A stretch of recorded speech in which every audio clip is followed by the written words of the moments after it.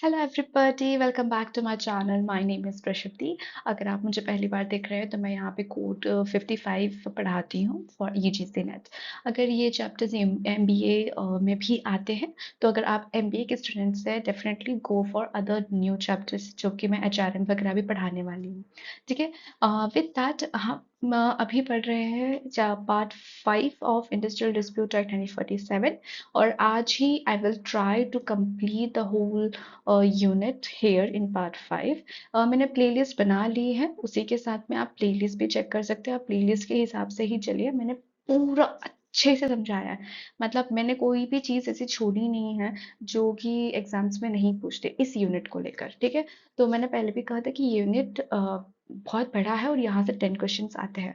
ठीक है। मैं स्टैंडिंग ऑर्डर पे पढ़ा दूंगी। अगर आप अभी एट प्रेजेंट मेरे साथ पढ़ रहे हैं तो अगर क्योंकि मैंने न्यू न्यू चैनल शुरू किया है तो मैं एक के साथ सारे के सारे लॉ नहीं ला सकती यूजीसी एग्जाम्स के अभी जस्ट 15 दिन में।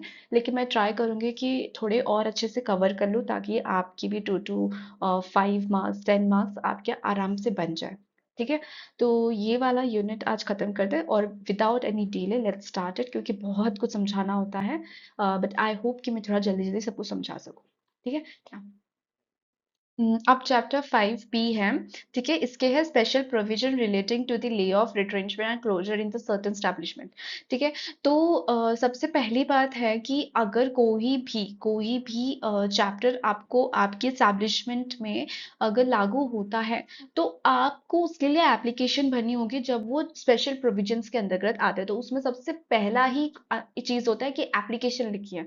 लेकिन ये यहाँ पे बताना चाहते हैं कि एप्लीकेशन इस चैप्टर पे अगर लग किसी भी एस्टेब्लिशमेंट पे लग रही है तो इस चैप्टर में जो चीज इंक्लूडेड है तभी लगेगी। ठीक है। तो जैसे कि मैंने पिछली बार भी बताया था और अभी भी बता रही हूँ कि अगर कोई भी न्यू चैप्टर है या कोई भी चैप्टर है जो आपके एस्टेब्लिशमेंट में लागू होता है तो उसके लिए एप्लीकेशन लिखनी होती है। ठीक है। कि ये चीज हम पे लागू हो रही है, ये चीज हमारे ले ऑफ रिट्रेंचमेंट हमें करना है या क्लोजर करना है। तो हम ये एप्लीकेशन लिख रहे हैं क्योंकि हमारे अंतर्गत इतने लोग आते हैं और हमें ले ऑफ करना है। ठीक है। तो ये प्रोविजन जो है ये सीजनल कैरेक्टर्स और इंटरमीडिएट काम वाले चीजों पे नहीं होता है। ठीक है। ये लागू नहीं होता है वहां पे, अदर देन बोला है इसके लिए। लेकिन यहाँ पे किस पे लागू होता है? जहां पे नॉट लेस देन 100 वर्कमैन। इसका मतलब क्या है कि 101 102 103 जैसे जैसे नंबर बढ़ते जाएंगे तब ये वहां पे लागू हो जाएगा। पर यहाँ पे क्या बोल रहा है कि नॉट लेस देन 100 वर्कमैन। ठीक है। किसी भी 12 मंथ्स में एवरेज पर वर्किंग डे पे। ठीक है ना। ये जो सीजनल कैरेक्टर है और इंटरमीडिएट है, अगर ये किसी को समझ में नहीं आता है तो लेकिन जो अप्रोप्रिएट गवर्नमेंट एक फाइनल नोटिस निकालती है तो बता देती है डिसीजन कि ये सीजनल कैरेक्टर है और ये परमानेंट वर्किंग है, यहाँ पे इसको जरूरत नहीं है एप्लीकेशन लिखने की या ये लोग इंक्लूड नहीं होते, ऐसे करके बता सकते हैं। ठीक है।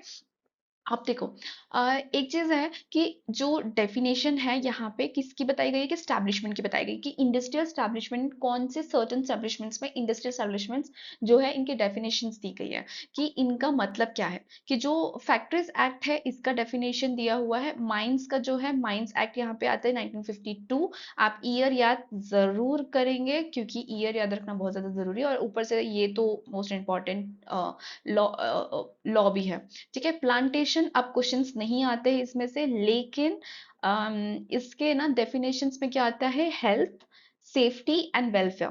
ठीक है। ये तीन आप खुद ही जाएंगे और इंडिया कोड करके जो हमारा वेबसाइट है आप उस पर सर्च करना प्लांटेशन एक्ट 1951 और आप इसमें से जो हेल्थ और सेफ्टी जो यहाँ पे प्रोवाइड करी जाती है वो पढ़ के जाना।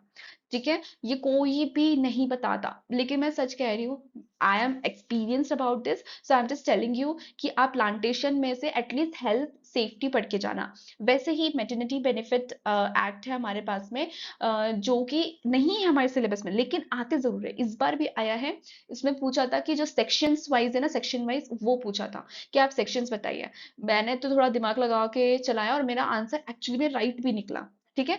तो इसीलिए कह रही हूँ कि आप प्लांटेशन एक्ट नहीं है इसका मतलब ये नहीं कि आप पढ़ेंगे ही नहीं, वो हमारे एक्ट में कहीं ना तो कहीं आता है, तो आप जरूर उसको देखना, ठीक है। 1951 आपको ईयर याद रखना जरूरी है। आप वैसे ही मेटर्निटी बेनिफिट्स के भी एक्ट याद करेंगे, आप जो कि 1961 है। आप कंपनीज एक्ट भी याद करेंगे, 1956 और 2013 का भी एक अलग अलग है। उसके बाद में आप सोसाइटी कोऑपरेटिव एक्ट पढ़ेंगे, ठीक है, सोसाइटी कोऑपरेटिव एक्ट जो कि है 1912, ठीक है। तो 1912 है। आप ये जो भी जितने में मैंने बोला अभी एटलीस्ट आप इतना तो याद कर लेंगे, ठीक है।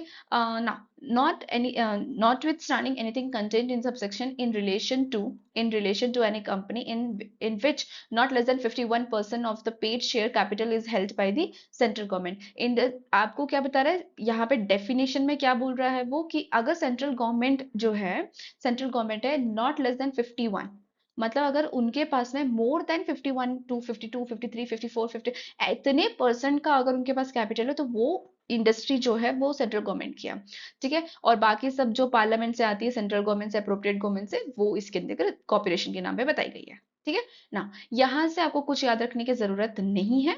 जो याद रखने की जरूरत है ये है कि ये चैप्टर कितने लोगों पे लागू होता है, ठीक है। ये इसी के तरीके से आपको याद रखना है। इससे पहले वाला जो था उसमें भी था कि नॉट लेस देन 50 वर्कमैन, इससे पहले भी था, तो आपको दोनों में कंफ्यूज नहीं होना है। ये चैप्टर क्या बोल रहा है, स्पेशल प्रोविजंस है, special provisions on relating to the lay off retrenchment closure in certain establishment जहां पे 100 वर्कमैन होते हैं, ठीक है। तो ये उनके लिए है, स्पेशल प्रोविजन इनके लिए है, ठीक है, ऐसे याद रखना। सेक्शन नंबर 25M ना, प्रोहिबिशन ऑफ ले ऑफ। पहली बात आ गई प्रोहिबिशन ऑफ ले ऑफ, ठीक है। इस चैप्टर का prohibition for the lay of, ये कब नहीं हो सकता उसका प्रोहिबिशन बताया। नो वर्कमैन, पहले ये हाईलाइट करके रख दिया, आप अपने नोट्स में इतना ही लिखेंगे, ठीक है। अगर मुझे कुछ और ऐड करना होगा तो आपको बता दूंगी, ठीक है ना। No workman other than the badli workman, ठीक है। मतलब कि क्या बोल रहा है ये कि अगर ले ऑफ करना है तो अदर देन द बदली और कैजुअल वर्कमैन को अलग से इंक्लूड करा जा सकता है। लेकिन यहाँ पे नो वर्कमैन किसके लिए बोला गया है कि whose name on the muster roll of the industrial establishment in which chapter apply shall be laid off by his employer except within the prior permission of the appropriate government of such authority as may be specified by the government by the notification in the official gazettes obtained on an application made it in this behalf. इसका मतलब है कि कोई भी workman जो भी है जिसका नाम मोस्टर रोल में आता है shall be laid off by his employer except, मतलब कि वो वहां पे ले ऑफ नहीं हो सकता, क्योंकि वो क्या बोल रहा है नो वर्कमैन, तो वो वहां पे ले ऑफ नहीं हो सकता। लेकिन कब हो सकता है, जब एक्सेप्ट का मतलब क्या हो गया कि उसने अगर प्रायर परमिशन ली होगी अप्रोप्रिएट गवर्नमेंट से और सच अथॉरिटी से, जो कि गवर्नमेंट ने, अप्रोप्रिएट गवर्नमेंट ने by the notification on official gazette से बताई होगी, तब वो ले ऑफ कर सकता है, ठीक है। लेकिन वो कब ले ऑफ नहीं कर सकता फिर, जब उसने अप्रोप्रिएट गवर्नमेंट से प्रायर परमिशन नहीं ली होगी, जब उसने अप्रोप्रिएट गवर्नमेंट के अलावा वेट नहीं किया होगा कि वो नोटिफिकेशन कब देंगे, तब उन्होंने वेट नहीं किया होगा, तो इसका मतलब क्या हो गया कि वो तो इलीगल हो गया, तब ये उस चीज के लिए प्रोहिबिशन दिया हुआ है, ठीक है ना। Unless such lay off is due to the shortage of the power और द नेचुरल कैलेमिटी और in the case of the mines such as layoff is due to the fire, flood, excess of inflammable gases or explosion, okay ना। समझो कि इन क्या होता है कि अगर कोई ऐसा आ जाता है जहां पे शॉर्टेज ऑफ पावर है, नेचुरल जो क्लाइमेट था उसके वजह से प्रॉब्लम आ गई, जो माइंस में कोल नहीं है, या गैस एक्सप्लोजन हो गया है, या तो फ्लड आ गया, तो फायर आ गया, इन पे unless such lay off is, क्योंकि अगर ये ले ऑफ हो रहा है तो क्योंकि, तो ये क्योंकि बताया हमें, ठीक है। And application of the permission under this employer in the prescribe manner में देना है, उसको बताना है ठीक से कि उसने ऐसा क्यों करना चाहता है, क्या प्रॉब्लम हो गई है, उसको ये ले ऑफ क्यों करना है, ठीक है, ये सब उसको बताना होता है, ठीक है ना। Where the workman other than the badli or the casual workman of an industrial establishment being a mine or has been have been laid off under the subsection 1 for the reason of the fire flood, establishment shall within the period of the 30 days, ठीक है। Day they दिया है, पहले भी बताया था, मैंने पिछले वाले वीडियो में बताया था कि अगर आप अपनी कॉपी में लिख रहे हैं ना तो मैं अब करती हूँ, तो जब मुझे मुझे पढ़ा रहे थे तब मुझे ये करना चाहिए था। ठीक है, तो यहाँ पे डे डे, मंथ मंथ, जो भी है, जितने चीजों के लिए जितना भी मंथ लगता है ना, डे लगता है, टाइम लग रहा है, कितने दिन में आपको अपील करनी है, ये सब आप इस वाले साइड में लिखो। ठीक है, तो जब जैसे ही आप पढ़ोगे, ठीक है, तो इंडस्ट्रियल डिस्प्यूट में ये यहाँ पे दिन लगते हैं, इस चीज के लिए इतने दिन लगाने हैं, इस चीज में इतने दिन पे उसको अप्रोप्रिएट गवर्नमेंट तक पहुंच जाना चाहिए, तो वो डेज लिखो, मंथ लिखो। ठीक है, always remember to do this if you are seriously preparing for the exams. Okay, ये, और मैं सच कह रही हूँ, ये चीज सिर्फ और सिर्फ एग्जाम तक साथ नहीं देती है, ये चीज एक्चुअली आगे तक साथ देती है, and this is my own experience. ठीक है ना, आगे बढ़ते हैं कि यहाँ पे क्या बोल रहा है कि उसको इन इन दिस ऑल केसेस पे उसको कितने दिन में देना है, with in the period of 30 days of day of commencement of such lay of. उसने जैसे ही वो नोटिफिकेशंस को मिल गई हैं, उसको क्या करना है, with in the period of 30 days, जैसे ही वो कमेंस करता है ले ऑफ करने के लिए, ले ऑफ उसने शुरू कर दिया, उस विद इन द 30 डेज में उसको प्रिस्क्राइब मैनर पे अप्रोप्रिएट गवर्नमेंट को स्पेसिफाइड अथॉरिटी को भेजना होगा कि वो कंटिन्यू करेगा ले ऑफ। ठीक है, तब where an application of the permission subsection has been made, and appropriate government or the specified authority does not communicate order granting or refusing the grant permission। अब यहाँ पे ये चीज तीन और जगह पे, चार और जगह पे कंटिन्यूसली आएगी आपके सामने। ठीक है, और आपको ये हमेशा के लिए याद रखना है। ठीक है, अब देखो क्या होता है कि समझ लो कि अप्रोप्रिएट गवर्नमेंट ने आपको, या जो इसी अथॉरिटी ने, उसने आपको कम्युनिकेट नहीं किया। आपने जो एप्लीकेशन लिखी है ना, वो अभी तक रिफ्यूज भी नहीं हुई है और एक्सेप्ट भी नहीं हुई है। ठीक है, अभी तक परमिशन मिली ही नहीं है। तो आप क्या समझेंगे, क्या आप पूरे जिंदगी भर वेट ही करते रहेंगे? नहीं, है ना, तो उसके लिए भी टाइमलाइन दिया हुआ है हमारे पास में। ठीक है, तो अगर समझ लो उन्होंने अभी तक ग्रांट नहीं किया, उन्होंने अभी तक रिफ्यूज भी नहीं किया, उन्होंने अभी तक हमें परमिशन भी नहीं दी है, ठीक है, रिजेक्ट भी नहीं हुआ, एक्सेप्ट भी नहीं, कुछ नहीं हुआ, अभी तक रुका हुआ है वहीं के वहीं, तो आप क्या समझेंगे कि to the employer within the period of 60 days from the date of such application is made, जिस दिन वो एप्लीकेशन बनी थी, उस एप्लीकेशन को जिस दिन पहुंचाया गया था, जिस दिन से वो ये सब हुआ, उसके एक्सपायरी डेट तक, उसके 60 days, with in the period of the 60 days, अगर कुछ भी नहीं आता है, ठीक है, कुछ भी नहीं आता है, तो उसके next expiry of the set period 60 days के बाद वो चीज एक्सेप्ट हो जाएगी। वो चीज क्या हो जाएगी कि ग्रांटेड है, कि आपने दिया था हमें, हमने 60 डेज में आपको कोई रिटर्न आंसर दिया नहीं था, इसलिए 60 डेज के बाद अब ये चीज आपकी एक्सेप्ट हो चुकी है। ठीक है, आपकी एप्लीकेशन ऑटोमेटिकली एक्सेप्ट होती है। ठीक है ना, आई होप आपको समझ में आ गया होगा। बी द फाइनल बाइंडिंग, ये तो छोटे छोटे समय में लिख के मैंने बताया कि आपका जो भी अप्रोप्रिएट गवर्नमेंट आपको जो भी ऑर्डर देगा, या फिर जो भी एप्लीकेशन है, ये सब कुछ है, बाइंडिंग होती है ऑल द पार्टीज पे। ठीक है, और कितने साल के लिए होती है? 1 ईयर के लिए होती है। ठीक है, with no application in the permission, अगर कोई एप्लीकेशन ही नहीं बनाई है, एप्लीकेशन नहीं बनाई है, तो वो lay off shall be deemed to be illegal हो जाएगा, जैसे कि मैंने कहा था कि ये प्रोहिबिशन आ जाएगा उस पे, और ये सब भी वो इलीगल लेड ऑफ होगा। ठीक है ना, कुछ और है? ओके, एक्सप्लेनेशन किस चीज का है कि for purpose of this section, a workman shall not be deemed to be laid off by the employer if such employer offers any alternative employment. तो ये क्या बोल रहा है कि कोई अगर अल्टरनेटिव एम्प्लॉयमेंट मिलती है, तो वो नॉट टू बी डीम्ड है, not to deem to be laid off. ठीक है, वो लेड ऑफ नहीं है। ठीक है, ये इसका मतलब है ना। आई होप आपको इन सब में से चीजें समझ में आ गई होंगी। तो अगर कुछ यहाँ से आपको लगता है कि आपको और कुछ कवर करना है, तो लेकिन जो मैंने पहले से ही हाईलाइट करके भेजे थे आपको, आप वो लिखना जरूर समझेंगे। ठीक है ना, सेक्शन नंबर 25N। ठीक है, अब यहाँ पे भी चीजें बहुत सारी रिपीट होगी जो वहां पे हमने पढ़ा, तो आप क्या, आप बस एक एक लाइन में ही लिखेंगे सब कुछ। ठीक है, आपको पूरी कहानी लिखने की जरूरत नहीं है, क्योंकि अगर आपको यहाँ से समझ आ गया, तो आपको हर जगह से समझ में आ जाएगा ना। Section number 25N, condition. Condition का मतलब क्या हो गया अब यहाँ पे, कि हमने जब पिछले वाला चैप्टर पढ़ा था, उसमें भी कंडीशंस थी, जब रिट्रेंचमेंट करना होता है तो। ठीक है, यहाँ पे भी कंडीशन दे दी गई है। ठीक है ना, यहाँ पे प्रेजेंटेड का मतलब क्या होता है कि क्या होता है कि जैसे समझ लो कि जो जजमेंट आ चुकी है, ठीक है, कंडीशंस है जिसपे जजमेंट आ चुकी है।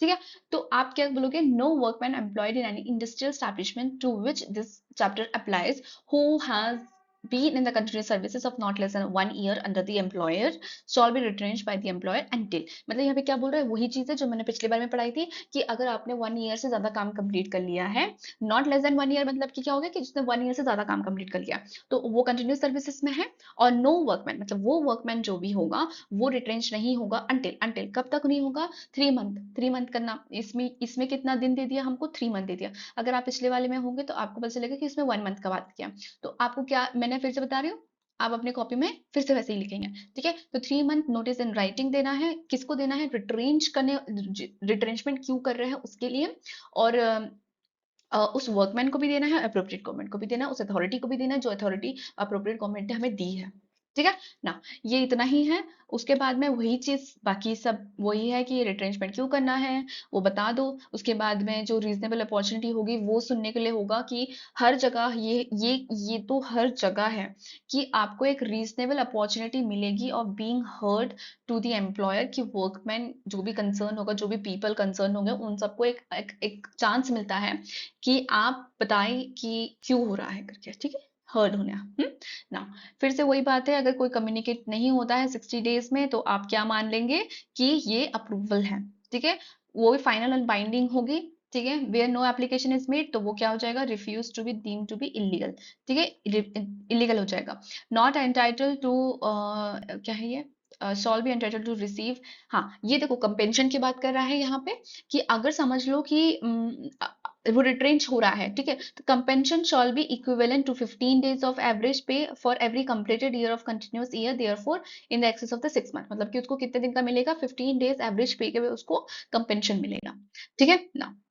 सेक्शन नंबर 25O, जिसमें आता है procedure of closing down and undertaking, मतलब कि आपको अगर अभी क्लोज डाउन करना है, सबसे पहले हमने पढ़ा ले ऑफ, अब हमने पढ़ा रिट्रेंचमेंट, अब हम पढ़ रहे क्लोजिंग डाउन, ठीक है। आपको कोई भी आपको जो भी अंडरटेकिंग थी आपकी, उसको आपको क्लोज डाउन करना है, तो आपको क्या करना होगा, an employer who intended to close down, ठीक है, जो जिस पे ये चैप्टर अप्लाइज होता है इन अ प्रिस्क्राइब मैनर, उसके बाद क्या करेगा, अप्लाई परमिशन। परमिशन कितने दिन पहले लेनी है, एटलीस्ट 90 days बिफोर, ठीक है, at least 90 days before of the date of intended closure, उसको क्लोजर करना है उस सर्टन डिपार्टमेंट का या जो भी है, जिस भी इंडस्ट्री का एस्टेब्लिशमेंट का उसको क्लोजर करना है, तो उसको कितने दिन पहले करना होगा, 90 days। किसको देगा वो, अप्रोप्रिएट गवर्नमेंट को बताएगा clearly the reason for the intended closure, और सब कुछ वापस से वैसी कि application shall be represented in the prescribe manner, कि अच्छे से बताना है कि क्यों प्रॉब्लम हुई थी या क्यों हमें क्लोज डाउन करना है, क्या रीजन था, ठीक है ना। एनीथिंग इन दिस वही है, सेम टू सेम है, कंस्ट्रक्शन, बिल्डिंग, ब्रिज, कैनल्स पे ये चीज अप्लाई नहीं होती है, ठीक है। Opportunity of being heard of the employer, उसके बाद नॉट कम्युनिकेटेड ऑर्डर तो 60 days, उसके बाद final and binding of the all the parties where no application to shall be in illegal, entitled to receive the compensation, कितने month कितने दिन का बोल रहा है, 15 days का बोल रहा है, ओके, बस इतना ही था उसमें, ठीक है ना। Section number 25P, special provision on to as a restarting of undertaking close down before the commencement of industrial dispute act 1976। अब यहाँ पे क्या है कि स्पेशल प्रोविजन है रीस्टार्टिंग ऑफ अंडरटेकिंग जो कि क्लोज डाउन हुआ था before the commencement of amended 1976। अगर कोई 1976 से पहले कोई चीज अंडरटेकिंग थी जो कि क्लोज हो चुकी थी और उसको रीस्टार्ट करना है, ठीक है, तो अब क्या ये चीज वहां पे अप्लाई होती है, ठीक है। स्पेशल इस उस चीज के लिए स्पेशल प्रोविजन बना गया है, section number 25P। Industrial establishment in the chapter applies to the closing down of the before the commencement of industrial dispute 1976। ये आपको याद रखना है, ठीक है ना। That such undertaking was closed down, ये तब आएगा, ये तब अप्लाई हो रहा है अगर वो क्लोज डाउन हुआ था on the account of unavoidable circumstances. Unavoidable का मतलब क्या हो गया, हम जिसे अवॉइड नहीं कर सकते, मतलब कि हम कुछ नहीं कर सकते उसमें, उस चीज को हम अवॉइड नहीं कर सकते कि नेचुरल कुछ हो रहा है, बाढ़ आ गई है, ठीक है, तो हम उसको अवॉइड नहीं कर सकते ना, वो तो बहुत बड़ा कुदरत का है ना कि हम कैसे कर सकते हैं उस पर कुछ भी, इसलिए वो अनअवॉइडेबल सर्कमस्टांसेस है beyond the control of the employer, उसमें वो कुछ नहीं कर सकते, इसलिए वो चीज बंद हुई थी, वो क्लोज डाउन हुआ था वो एस्टेब्लिशमेंट का। तो वहां पे भी वैसे ही बोला गया है कि अगर कोई भी कंट्रोल नहीं था एम्प्लॉयर का इसलिए वो क्लोज डाउन हुई थी, तब ये स्पेशल प्रोविजन लगेगा। If there is a possibility of restarting the undertaking it is necessary for rehabilitation, मतलब कि जो लोग उनको चाहिए उनका रिहेबिलिएशन होना चाहिए, workman employed in undertaking. Restarting undertaking will not result in hardship of the employer in the relation to the undertaking. ये याद रखने की जरूरत नहीं है, बस समझना जरूरी है, ठीक है। It is after giving an opportunity of employing the workman direct and publish the official gazette undertaking shall restart such time not less than the 1 month from the date of order and specified in the order. ये भी याद रखने की जरूरत नहीं है, ठीक है ना। Chapter number 5C, unfair labour practices, most important and favourite topic of UGC net. अब ये यहाँ पे क्या कहता है कि तीन तीन क्वेश्चंस तो बन ही जाते हैं इसमें से। या तो आपको अनफेयर लेबर प्रैक्टिसेस में 2 से 4 पॉइंट्स दे देगा कि एम्प्लॉयर ऐसा नहीं कर सकता, ट्रेड यूनियन ऐसा नहीं कर सकता, वर्कमैन ऐसा नहीं कर सकता, ठीक है। आपको अनफेयर लेबर प्रैक्टिसेस के एग्जांपल्स दे देंगे और आपसे कहेंगे कि आप बताओ कि इसमें से अनफेयर लेबर प्रैक्टिसेस कौन सा है, ठीक है। दूसरी चीज ये हो गई कि ये चैप्टर कौन सा है, मतलब कि चैप्टर नंबर 5C कौन सा है, तो आपको ये मैच द फॉलोइंग में आ जाएगा। दूसरे क्वेश्चंस बन गए, आगे मैं बताती हूँ, ठीक है। Prohibition of the unfair labour practices, no employer of the workman of the trade union whether registered under the trade union act 1926 or shall commit any unfair labour practices, ठीक है। Penalty for committing the unfair labour practices, labour unfair labour practices अगर होती है तो आपको कितना penalty देना होगा, ये है कि आप पनिशेबल होंगे with the imprisonment of extend to the 6 months और द फाइन ऑफ 1000 रुपीज, ठीक है। तो आपको ये याद रखना है क्योंकि ये पीवाईक्यू है। This is the PYQ penalties, ठीक है। आगे बढ़ते हैं। On the part of the employer and the trade unions of the employer, ठीक है ना। आप यहाँ पे एम्प्लॉयर से बताया गया कि एम्प्लॉयर को कौन सी गलती नहीं करनी चाहिए, या तो ये अनफेयर है, एम्प्लॉयर को ये नहीं करना चाहिए, ठीक है। तो टू इंटरफेयर मतलब कि क्या, कि वो इंटरफेयर नहीं कर सकते, गलत तरीके से इंटरफेयर नहीं कर सकते, कोरोसिव एक्टिविटी नहीं कर सकते, ठीक है। वो ट्रेड यूनियन जो भी एंगेज होगी कंसर्न एक्टिविटी में, उसमें जाके दखल अंदाजी नहीं करनी है, ठीक है। थ्रेटनिंग नहीं करनी है, लॉकआउट नहीं करना है जानबूझ के कि तुम जाओ यार, तुम बहुत गलत हो, ऐसे वैसे कुछ नहीं करना है, ठीक है। Granting the wage increase to the workman in the crucial period of the trade union organisation where undermining the efforts of the trade union organisation. गलत तरीके से वेजेस देना, गलत तरीके से जो मेरे को ज्यादा अच्छा लगता है उसको ज्यादा पैसे देना, वेजेस देना, ये सब एम्प्लॉयर नहीं करेगा। डोमिनेट नहीं करना है, इंटरफेयर नहीं करना है, contribute the support financial otherwise than the trade union it's so case employer sponsor trade union नहीं करना है। ये क्वेश्चन बन सकता है, ठीक है। ये क्वेश्चन बन सकता है कि क्या एम्प्लॉयर स्पॉन्सर कर सकता है ट्रेड यूनियन को, ठीक है। encourage discourage membership in the trade union discriminating against any workman, कि वो ट्रेड यूनियन अच्छी नहीं है, ये ट्रेड यूनियन अच्छी नहीं है, वहां मत जाओ, यहाँ जाओ, मैं वहां ज्यादा साथ देता हूँ करके ऐसे वैसे कुछ नहीं कर सकता employer.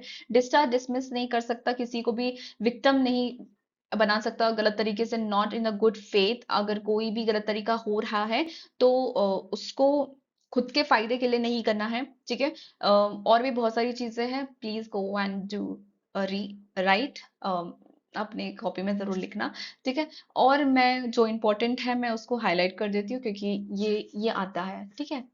To refuse the bargain collectively in a good faith with recognized trade union,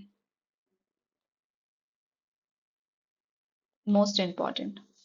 ये क्वेश्चन तो मुझे भी खुद भी कंफ्यूज करता था कि ये क्या है यार, ऐसे क्यों पूछ रहा है, कलेक्टिव बार्गेनिंग अगर गुड फेथ नहीं करना तो ये क्या है। देखो आप क्या बोल रहे हैं, to refuse to bargain collectively in a good faith, ठीक है, विथ रिकॉग्नाइज ट्रेड यूनियन। इसका मतलब ये है कि वो रिफ्यूज कर रहे हैं, एम्प्लॉयर रिफ्यूज कर रहा है कलेक्टिव बार्गेनिंग करने के लिए जो कि अच्छे गुड गुड फेथ के लिए थी, वहां वो मना कर रहा है, तो एम्प्लॉयर यहाँ पे रॉन्ग है ना। हुँ? तो वही यहाँ पे बोल रहे हैं, तो ये इंपॉर्टेंट है। पूरी एक लाइन ही देख लो भाई, एकदम पूरी लाइन चेप लो अपने इधर में कि ये यही लाइन पूछता है, डिट्टो डिट्टो।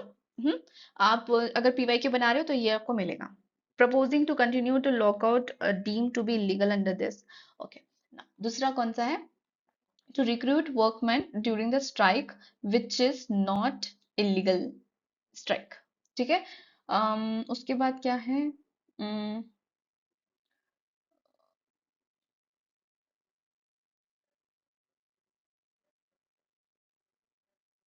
ये सब तो आपको पढ़ना ही होगा। बाकी इसमें से मुझे कुछ और न्यू नहीं दिख रहा है। आपको ये सारी चीजें समझ में आती होगी। We have that kind of mind कि हमें पता होगा कि ये रॉन्ग है, ये गलत है, ठीक है। बाकी तो जो मैंने अभी दो हाइलाइट्स आपको बता दिए, please go and write it down on the top of this, okay ना। On the part of the workman, ठीक है, on the part, sorry, part of the workman, कि वर्कमैन को क्या नहीं करना है और गलत तरीका कौन सा उनके लिए भी सेम है, ठीक है, वैसा ही है, डिट्टो ही है। लेकिन अगर समझ में ना आए तो स्टिल ठीक है। To advise or actively support or instigate any strike deem to be illegal under this act, ठीक है। वहां पे जाके आपको एक्टिवली नहीं रहना है जहां पे जो चीजें गलत है, ठीक है।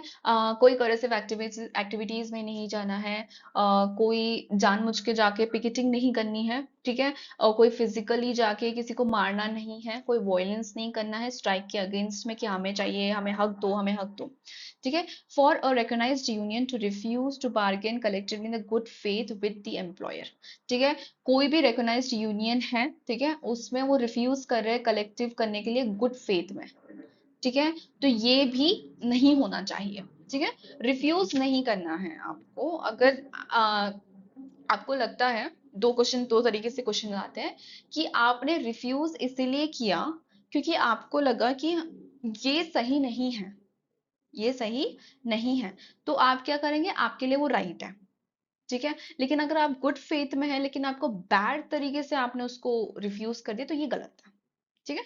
आप ये फिर से ये लाइन लिख लेंगे ना।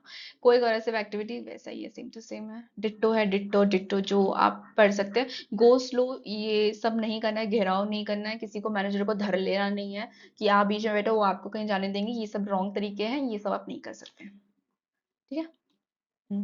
मैंने सारे यहाँ पे लिख के रख दिए हैं, आप please go and read it out, ठीक है ना। इसमें से ना ये पेनल्टीज हैं, ठीक है।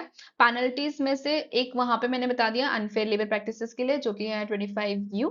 और यहाँ पे अभी एक और बता देती हूँ जो कि इंपॉर्टेंट है, as because of the exams, ठीक है ना।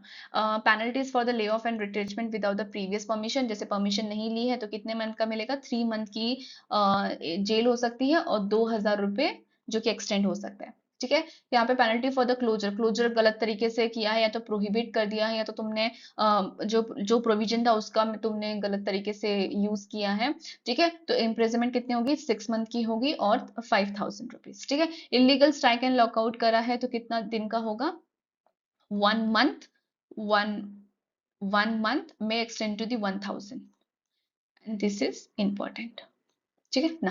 Penalty of giving the financial aid and strike तो कितना मंथ का होगा, 6 मंथ और extend to the 1,000 rupees. Penalty for the breach and settlement फिर से वही 6 month and fine or both, ठीक है। Penalty for the other offences ये याद रखने की जरूरत नहीं है, क्या याद रखना है, ये याद रखना है, हाईलाइट कर देती हूँ ये, दिस इज इंपॉर्टेंट, ओके ना। कुछ और है इस, ठीक है ना। Section number 33 is condition of the services to remain unchanged. कोई ऐसे प्रॉब्लम्स आ जाती है, कोई ऐसी पेंडेंसी ऑफ द प्रोसीडिंग चल रही है, मतलब जो प्रोसीडिंग अभी तक हम पढ़ रहे थे कि अथॉरिटी के पास जो प्रोसीडिंग चलती है, तो वो प्रोसीडिंग के टाइम पे ऐसे कोई सर्कमस्टेंसेस आ जाते हैं कि जहाँ पे ये कंडीशन ऑफ द सर्विसेज जो होती है वो अनचेंज रहती है, मतलब ये चीज वहां पे चेंज नहीं होगी, ठीक है ना। During the pendency of the conciliation proceeding, before the conciliation officer, the board of conciliation, proceeding before the arbitrator, national or labor tribunals, no employer shall alter. Alter का मतलब है कि वो अदली बदली नहीं करेंगे, ठीक है। अदली बदली नहीं, क्या किसकी की नहीं करेंगे, कंडीशन ऑफ द वर्किंग की नहीं करेंगे। आप वर्कमैन जिसमें काम कर रहा है आप उसका कोई वर्क चेंज नहीं करेंगे। मिसकंडक्ट और जो भी था कनेक्टेड टू डिस्प्यूट, आप उसमें डिस्पेंसल और अदरवाइज कुछ भी नहीं करेंगे उस वर्कमैन के साथ में। नो एम्प्लॉयर जो भी पेंडेंसी चल रही होगी उसमें कोई एक्शन लेगा अगेंस्ट द प्रोटेक्टेड वर्कमैन। आप जहां से भी पढ़ रहे हो, अगर उन्होंने आपको ये नहीं बताया है तो आई एम सॉरी, आप थोड़ा गलत तरीके से फिर पढ़ रहे हो, क्योंकि ये प्रोटेक्टेड वर्कमैन हर साल है क्वेश्चन, हर साल। इफ आई एम, जितना मैंने 10 साल पुराने बनाए हैं क्वेश्चंस, मैंने ये प्रोटेक्टेड वर्कमैन के क्वेश्चंस हमेशा ही देखे हैं वहां पे, एक तो आता ही है, ठीक है। तो यहाँ से अब मोस्टली क्या क्वेश्चन आता है, मैं हाईलाइट कर देती हूँ, लेकिन प्रोटेक्टेड वर्कमैन को आपको अच्छे से याद रखना है, ठीक है। Section number 33, okay. Protected workman का मतलब क्या होता है कि बाय अल्टरिंग, मतलब कि प्रोटेक्टेड वर्कमैन जो है उसमें नो एम्प्लॉयर शॉल, मतलब कोई भी एम्प्लॉयर प्रोटेक्टेड वर्कमैन के लिए उनका कोई भी काम जो है डिस्प्यूट से रिलेटेड होगा, या जो भी है वो डिस्प्यूट चल रहा होगा, लेकिन उसके काम में वो प्रोटेक्टेड वर्कमैन का कोई भी अल्टरिंग नहीं कर सकते, उसकी कंडीशन नहीं बदल सकते, डिसमिसल डिसमिस नहीं कर सकते, प्रोसीडिंग के साथ में जो पेंडिंग चल रही है उसके टाइम पे वो उसका काम नहीं बदल सकता, जो भी कमेंसमेंट चल रहा होगा उसमें उसकी प्रेसीडिंग को चेंज नहीं कर सकता, कुछ नहीं कर सकते। किसके साथ नहीं कर सकते? प्रोटेक्टेड वर्कमैन के साथ कर सकते हैं, नहीं कर सकते, ठीक है। लेकिन अब ये प्रोटेक्टेड वर्कमैन है क्या, ठीक है, प्रोटेक्टेड वर्कमैन है क्या, ठीक है। तो प्रोटेक्टेड वर्कमैन का मतलब ये होता है कि a workman who being a member of the executive of the office bearer, ठीक है। अब आपको ये नाम से ना इतना कंफ्यूज होने की जरूरत बिल्कुल भी नहीं है कि ये क्या है, एग्जीक्यूटिव क्या है, अदर ऑफिस बियरर क्या है। समझ लो एक चीज है जहाँ पे एक एग्जीक्यूटिव्स बनते हैं, जो ट्रेड यूनियन बनती है ना उसमें ट्रेड यूनियंस होते हैं, एग्जीक्यूटिव होते हैं, ऑफिस बियरर्स होते हैं, जहाँ पे लोग आके मिलते हैं और अच्छा सोचते हैं हमारे रजिस्टर्ड ट्रेड यूनियन के लिए कि हम स्टैब्लिशमेंट में क्या क्या कर सकते हैं, हम वर्कमैन के लिए क्या क्या कर सकते हैं, जो मेरे साथ में मेरे भाई बंधु है उनके लिए हम क्या क्या कर सकते हैं, ठीक है। तो एग्जीक्यूटिव वो ट्रेड यूनियन के जो ऑफिस बियरर्स होते हैं वो आते हैं साथ में, उस वो मेंबर होते हैं उस चीज के, ठीक है। तो अगर वो प्रोटेक्टेड वर्कमैन जो है वो workman being the member of the executive the office bearer registered trade union के अंतर्गत, registered trade union connected with establishment recognized as such in the accordance with the rules, अगर वो उसके अंतर्गत आते हैं तो वो प्रोटेक्टेड वर्कमैन है, ठीक है। पहली चीज याद हो जाएगी, executive and other office bearers. In every establishment, the number of the workmen to be recognized as a protected workman shall be 1%. 1% of total number of workmen employed therein. पहला ये हो गया, दूसरा 1% हो गया, ठीक है ना।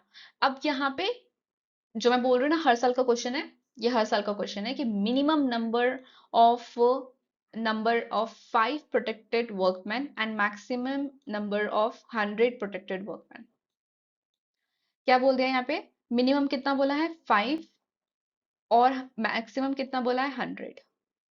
जब मैंने फर्स्ट एग्जाम दिया था मैंने ये सोचा था कि 5 कैसे कुछ हो सकता है, और मैं 10 करके आई थी। 10 मिनिमम हो सकते हैं और 100 मैक्सिमम हो सकते हैं। मैं ये आंसर टिक करके आई थी, तो आप गलती मत करना, आप ये मत सोचना कि 5 कैसे हो सकते हैं, क्योंकि मुझे किसी ने पढ़ाया भी नहीं था प्रोटेक्टेड वर्कमैन, तब तो मुझे नहीं पता था कि ये कोई टॉपिक भी है करके। तो अगर आप फर्स्ट टाइम दे रहे हो और आप मेरे साथ वीडियो देख रहे हो तो डेफिनेटली गो फॉर दिस, आप इसको डेफिनेटली लिख लेना, minimum 5 maximum 100, 1% total number of workmen employed, executive or office bearer। हो गई तीन चीजें ना।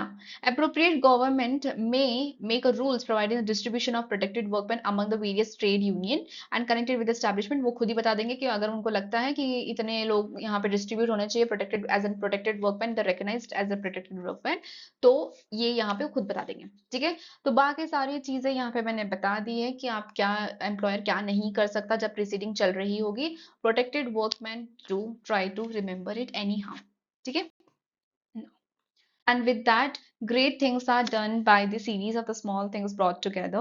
So today I'm sharing my all the kinds of notes and my ideas of way I think and way I want to learn all the answers sections मैं याद करना चाहती हूँ, वैसे ही मैंने आपको याद दिलाने की कोशिश करी है। अगर आपको लिटरली मेरा सेक्शन पसंद आया है वे याद करने का, और मेरे सेशन भी पसंद आ रहे हैं, तो do subscribe and do like. एक लाइक तो डेफिनेटली बनता ही है, एंड क्योंकि मैंने बहुत ज़्यादा मेहनत करी है इस चीज़ के लिए, and I am starting my own channel, so it is very big thing for me कि आप लोगों को सब कुछ ठीक से मिले, सारे नोट्स आपको ठीक से मिले, आपको पैसे ना भरना पड़े कहीं पे जाके, ठीक है।